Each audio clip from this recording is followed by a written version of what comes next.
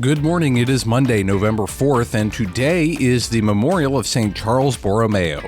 This is Michigan Mornings from Ave Maria Radio and the Ave Maria Radio app. I'm Matthew Handley.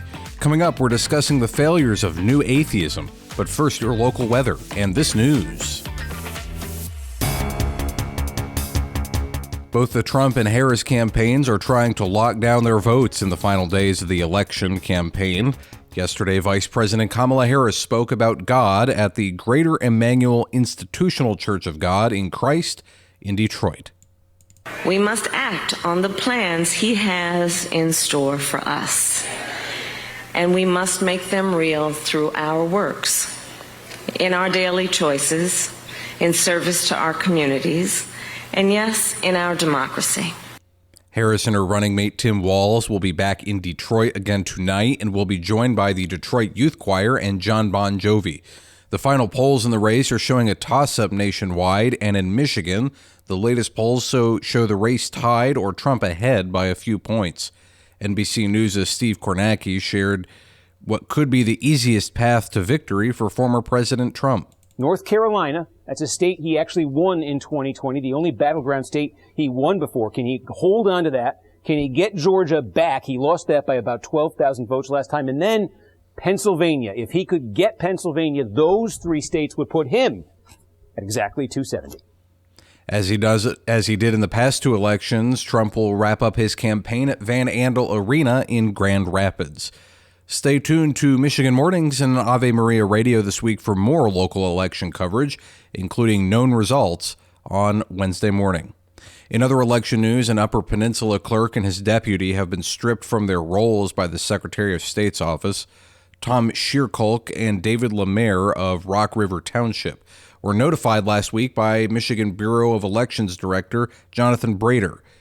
Shearkolk and Lemaire had previously sent a letter to the Secretary of State's office indicating that they would not store the township's ballots in the numerically sealed containers after the close of the polls, but would instead hand count them prior to Alger County's canvass.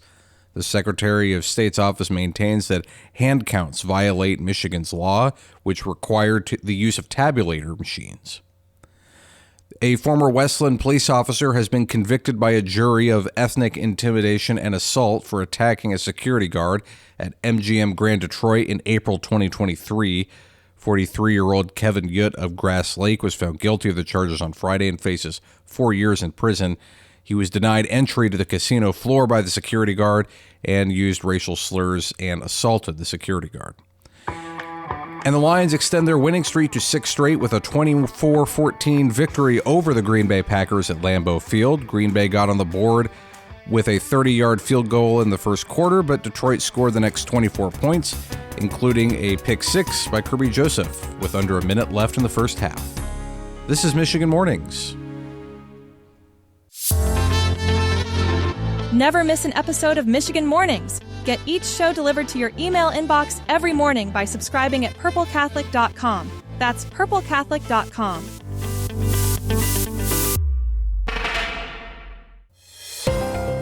We will see some scattered showers move through the area today, and we'll have some gusty winds as well. Our high will be 71. Tonight, scattered rain continues, and lows will dip to 61.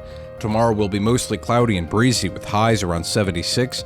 Wednesday will be cloudy and cooler with temperatures in the lower 60s, and Thursday will be sunny with highs around 60. Right now in Detroit, it is 61 with partly cloudy skies. This is Michigan Mornings. We'll see some rain showers move through the area today, and we'll have some gusty winds as well. Our high today will be 67. Tonight, the rain continues, and lows will dip to 61. Tomorrow will be rainy again with highs around 74. Wednesday will be partly sunny and cooler with temperatures around 60. Thursday will be sunny with highs in the upper 50s. Right now in Saginaw, it is 55 with some light rain. This is Michigan Mornings. In 1970, 3% of Americans described themselves as atheist. In 2023, that number only climbed to 4%. Matt Archibald joined Marcus Peter to discuss the failures of the new atheist movement. Yeah, it turns out that trying to convince people that they are a meaningless speck in an uncaring universe is a bit harder of a climb than they originally thought.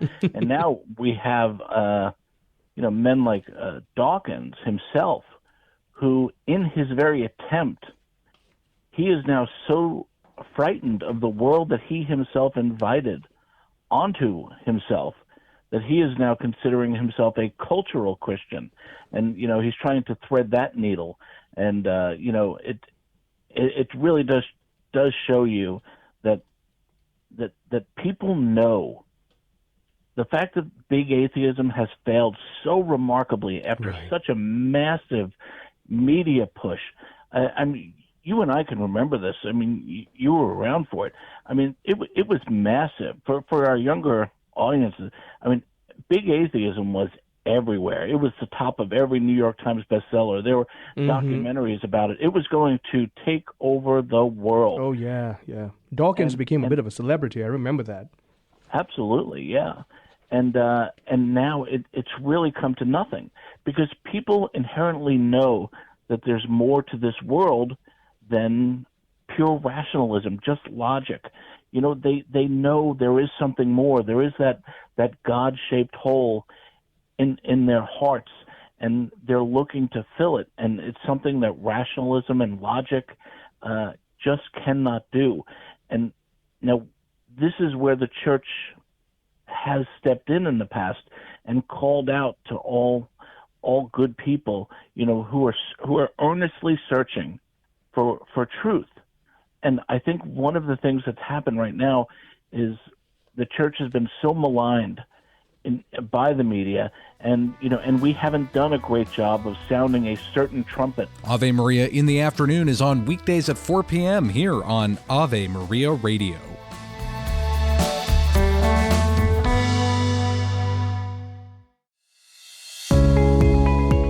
St. Charles Borromeo says, in meditation we find the strength to bring Christ to birth in ourselves and in other men.